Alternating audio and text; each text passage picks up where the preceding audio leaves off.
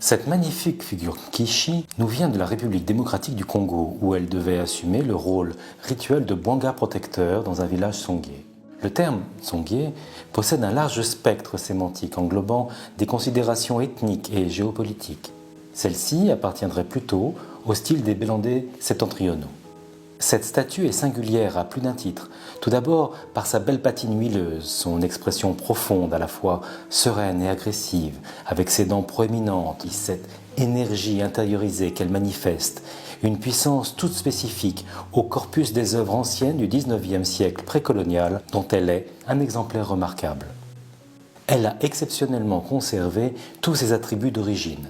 Les bandes de cuivre qui bardent son visage, ses clous, sa jupe de raffia, son perlage, l'anse du petit panier qui devait contenir des substances magiques et ses parures en fourrure animale.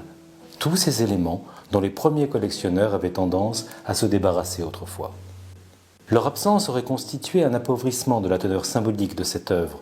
Les éléments de fourrure de félin, par exemple, sont la marque des chefs chez les songuiers. D'une manière générale, la corne d'antilope, qui orne souvent le front des statues songuiers, est ici dissimulée sous une peau mouchetée de civette, emblème de pouvoir, un signe d'un roi ou d'un haut dignitaire de la cour. Autre détail significatif et rare, les pieds et une des mains de la statue présentent un 6e doigt surnuméraire, une difformité significative chez les songuiers associée à l'univers de la sorcellerie.